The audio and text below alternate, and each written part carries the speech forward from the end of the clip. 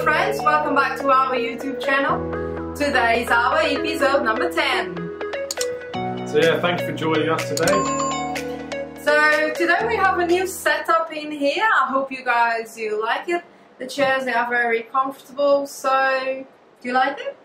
Yeah, it's nice, yeah. I hope you too like these. Right, today we are talking about a case that is now on the news, actually on the BBC, and because it's a case that is obviously about social services, we would like to share with you if you still don't know about it because it was on the TV. The case is about the... Do you want to give just a short interview? So yeah, thank you to Jane Kelly for forwarding this to us. This case is about a baby being taken at birth and then given to a fosterer who then went and murdered the baby. Yeah, so. Murdered the baby, but actually she did say to the social services that the baby was not going anywhere. So that means there were signs, and she warned the social services that she's going to kill the baby. What did they do? Nothing. So I would like to give details about it. So that's why I'm going to give some reading about this article in here, and then you know, we will discuss, or even you interrupt in points that you like, if you feel like it, to do it too. So the BBC News 2 days ago by Ed Thomas, he shared it. My baby was taken into care, then murdered. Laura Corkill is the mother, and the baby is Leyland James Corkill. Laura Corkill was prepared for the birth of her son. The baby's room was newly decorated. She had even chosen the name. Leyland James Michel Corkill was born by emergency cesarean 4 days before Christmas at West Cumberland Hospital. Mother and baby bonded straight away. Laura describes it as perfect. I remember his big bright eyes. I was happy, full of joy. I was looking forward to bringing my baby home. But 48 hours after he was born, Leyland James was taken away. The midwife who had helped deliver him came to tell Laura there was a social worker at his cot about to remove him. So yeah, if you think about that, there was a social worker at his cot. The mother didn't know about it until this midwife told her. So they potentially could have taken her baby and she wouldn't have even known it had happened until the last moment. So these people, you know, she didn't even get any kind of anything to say. Laura says she went and confronted the social worker, but was told paperwork had been sent to her solicitor. That's completely rubbish. They do everything without papers. I still haven't seen any paperwork, says Laura. Laura's world shattered when her son was carried away. It was 2019, and over the following years she would try to get him back. But just days after his first birthday, the woman whose social workers had placed him with murdered him. Laura Corkill has never spoken out before. She wasn't involved in the subsequent murder trial. She was involved in Cumbria County Council's review into his death. She says she feels silenced. This is her story, told for the first time.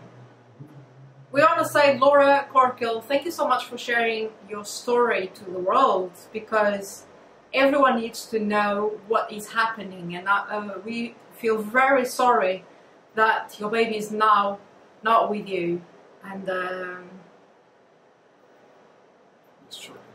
it's shocking. But thank you for being strong, for sharing this story with us.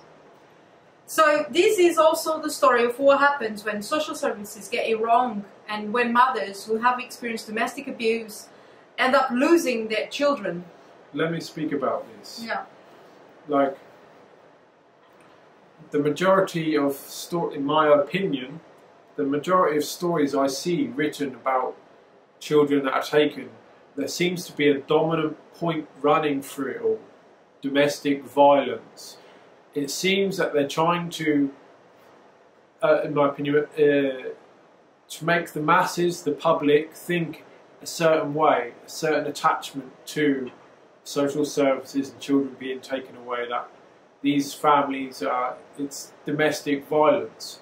Now, Iolanda and I don't come from a domestic violent relationship, so it's not all about domestic violence. Yeah, but even these mothers, they need to be protected from the abuser, not being punished for speaking out and for asking for help. I'm not being insensitive here, I'm just talking about... The social services, they use these mothers because they are vulnerable, because they are not in a strong position, so they are abusing even more. Yeah, but I hear you, and I'm not being insensitive here.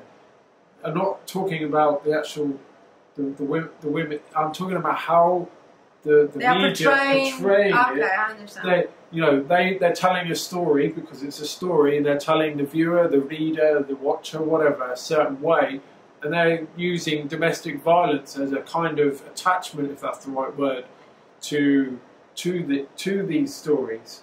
That I think all the children... cases, social services, they are using all the families in the situations of domestic violence and children that they grow up in social services, and then they go and they remove the children.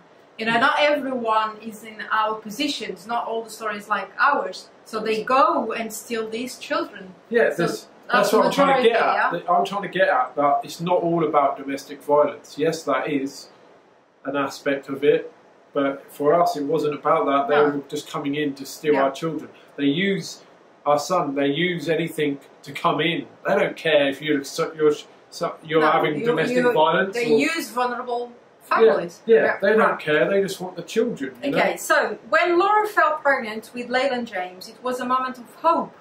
A time to put her troubled past behind her. She was in a good place, supported by Ashia Dreiste, I'm sorry for my English, from Women Out West, an organization helping women who have suffered domestic and sexual violence. Laura already knew what it was like to have a child removed by social services.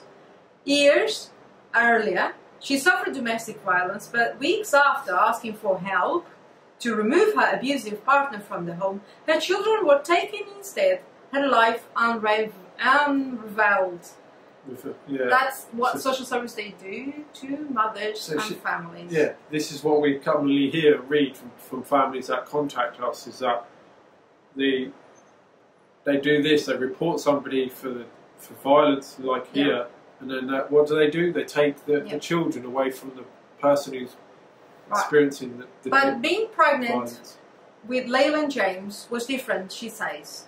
I wanted to do anything and everything possible to make sure social services didn't get their hands on this one. I was on cloud 9. I heard nothing from social service until 22 weeks. They don't want to scare you. They don't want to tell you that they're going to take that baby. So they even do the opposite. The first social workers, she says, appeared to be happy with the preparations made for the baby at home.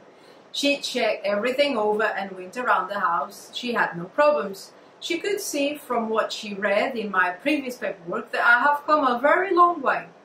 But Laura was still cautious and says she asked directly if she would be able to keep her baby. She says the woman reassured her there wasn't any reason the baby would be taken into care. I got the cot, I decorated the room in blue and white. Laura believes everything changed when a second social worker replaced the first one. The woman wanted to know more about Laura's past, particularly her time with an abusive partner when her first 2 children were taken away from her. Laura says she was open and honest. My mind was in 2 places. I feared they were going to whip everything away, but I wasn't determined to carry on. I thought they were not getting him. Before the birth, Laura passed several parenting assessment courses. I jumped through every hoop to bring Leyland James home. Cumbria County Council has a different version of events and says in the last month of her pregnancy the plan was to remove Laura's son at birth. They say they told her these 3 times. Laura disputes this, and she says she is still waiting to see the paperwork and that she only received confirmation when the social worker was taking her son from the hospital. We have heard these in many other cases. So yeah, they're telling the truth here, a lot of truth here, the facts. She's, you know. So the people that they were from the woman out west, that they were involved as well because it was friends with women, they were shocked when the baby was taken. Now I go up front in the article, and I want to read that.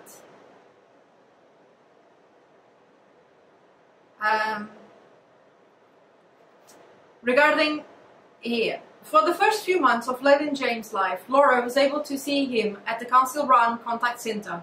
She shows me photographs, and it's striking how happy they both look. Laura would see her son 4 times a week for an hour and a half a day.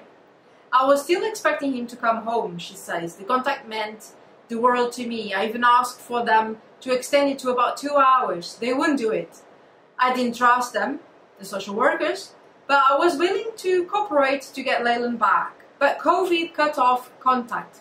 In March 2020, as the country went into its first lockdown, she says she took 2 buses, an hour's journey, and turned up at the centre only to find it was closed.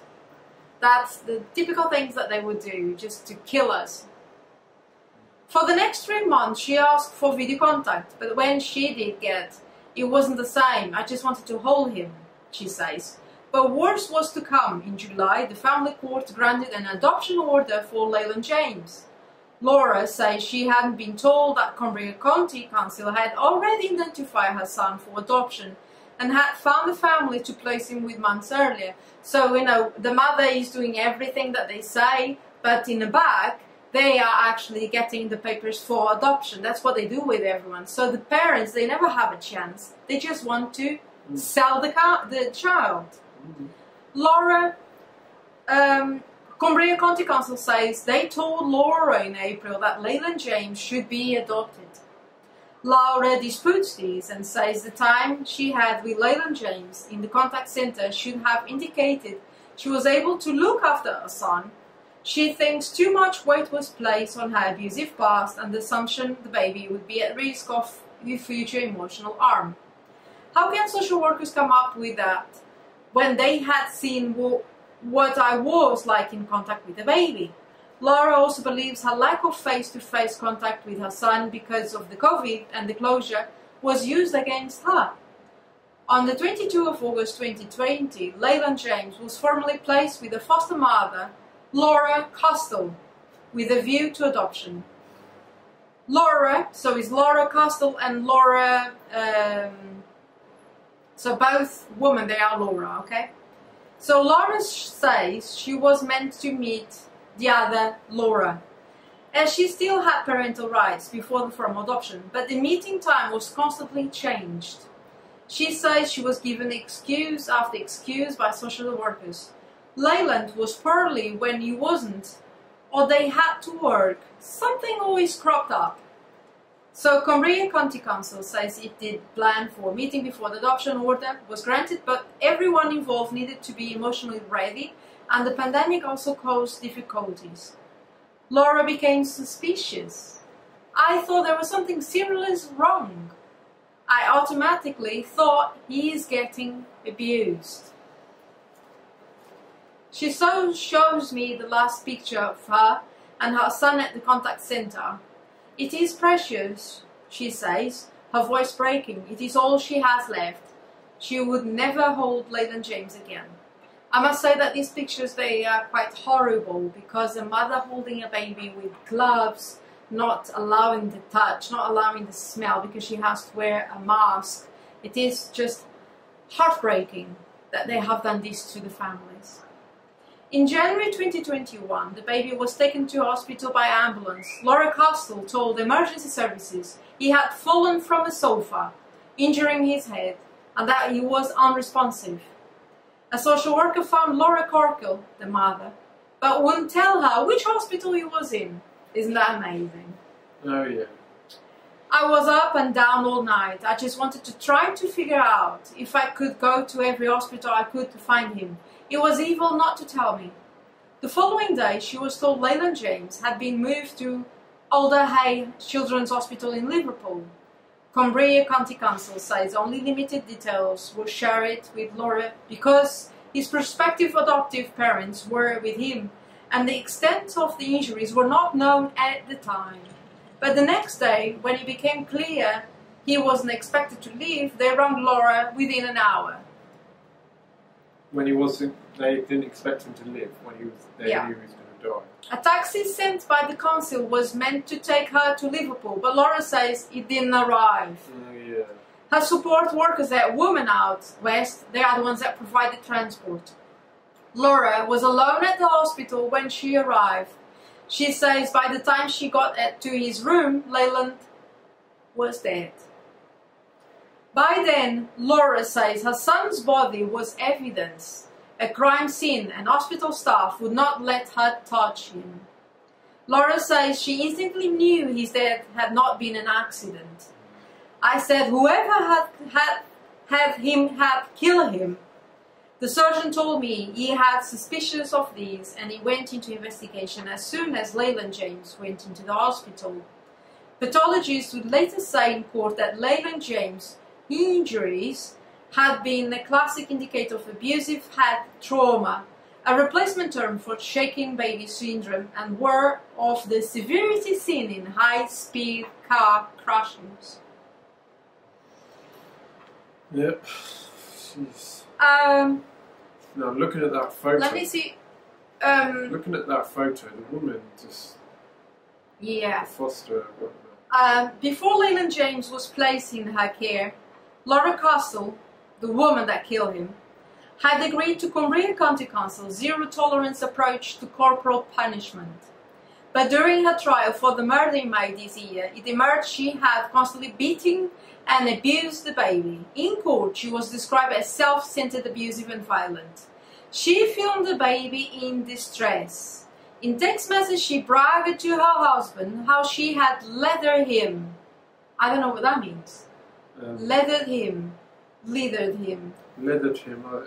This is just a guess. I think maybe a leather bout. Okay. And described him, the baby, as the devil's spawn. What does that mean? Devil's baby.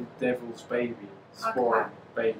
In one text she wrote, I honestly really don't like him lately.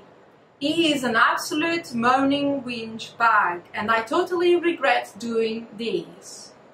Although I need to stop smashing him, because if I start I will smacking him. Although I need to stop smacking him, because if I start, I will not stop at one point and it's not getting us anywhere and then I feel bad. What does it mean, smacking? Hitting. Okay. Smacking. These texts and abuse were hidden from the social workers. They had no idea this violence was taking place, but they were becoming concerned about what Laura Castle was saying to them about the boy. The court heard a social worker had reported that Leyland James had appeared unsettled, while another report that Laura Castle had branded him lazy and big, and said she didn't love him. In December 2020, what is known as Child Look After Review had taken place. Social workers had agreed not to support an application for Laura Castle to formally adopt Leyland James. But when Laura Castle was told this, she said to one social worker that Leyland James wasn't going anywhere. Yeah, so the connotation of that is, as we know, he died, so she meant he... Yeah. I just want to say something more about this article. I could carry on reading, but can you find where is that part where they choose what to get on the bottom? So where is it? So they So they tried. So the mother wanted the body to bury it. They wanted to. The social workers wanted to cremate the body. They wanted to cremate the body. Mum They took control of everything, and at the end... And she had to fight to give him a burial. Yeah. They even tried to write the eulogy. Yeah. She and says, it was... The BBC has seen a draft copy of it sent by a social worker, which includes the words, "Leyland, I am sorry I was not able to be the parent you needed." So, as if because of the same name, the mother, it makes the mother look... Completely the nasty one. Yeah, the nasty one, yeah. And the mother managed to fight this, and she wrote, "Gone, but never forgotten." So... It is, so now they just say that needs to be a public inquiry outside on Cumbria, and it is important for Laura. She has been silenced and dismissed. They try to control everything, to control a lady that can't even control her own child's funeral, where his body is just wrong, and it is horrific. So everything is wrong, everything was nasty, even to get to the point to try to control what they want to write on the gravestone. On the gravestones. The eulogy might be what they say. Saying, that's the gravestone, isn't it? Yeah. what was the words? What were the words? Remind me. Just saying, "Leyland, I'm sorry, I was not able to be the parent you needed." It is just disgusting, horrific, and the reason why I want to bring this to you is just for you to have a bit of a clue how they are, because we know that they are like these. Everything makes sense. We have seen these many times. But we want to share these with you guys so you know what they are doing. And once again, thank you, Mother, for sharing these with the world. Laura's Corkills, thank you for sharing these. And we want to send lots of love to Leyland James. And to finish, we don't know obviously where Santiago is. I want to send my love to Santiago. I know, Santiago, that I'm going to find you, and I want to believe that your guardian angel is protecting you. And please, if you have Santiago with you, and if you're watching this video, please take care of my son until the day that I'm going to take him, because he's going to come to us. I truly believe that. You can give love to him, and you will be always part of his life. But love speaks louder, and please take care of my son. Please give love to my son if you have him. Please take care of him. And Santiago, I want to tell you that we love you, and I want to believe that you will find us and we will find you. To everyone else, I'm sorry, this is a horrific story, but we believe that we need to give voice either to Leyland and to this mother for being that strong. Yes, thank you, Laura. Thank you. So, thank you for watching us, and hopefully we will bring something more nicer for you. But I'm afraid I think we still have to share these. Yeah, there's things that come around us. We're seeing things, hearing about things, and they just become what we talk about on videos. So. Yeah, I think the things that need to be spoken, even if they are not nice, because that's the reality. People need to know what they are doing to families and to children, and we do this for the children. Yeah, when we're reading, I mean, we know it's the BBC, and you trust the BBC, but there appears in my feelings that there was a lot of facts in there. Yeah. They released a lot of facts. Yeah. The facts of them lying, the facts being that they lied, social services lied, and prevent her and the mother. Yeah. But all of these, it looks like is correct. Right, guys, thank you so much for watching our video. I hope that you like it some way, somehow. Leave your comments below about what you think about the story, and don't forget to subscribe, to like the video. And on next Monday at 7 PM we'll be here for another episode. Thank you. Bye bye. Thank you. Bye for now.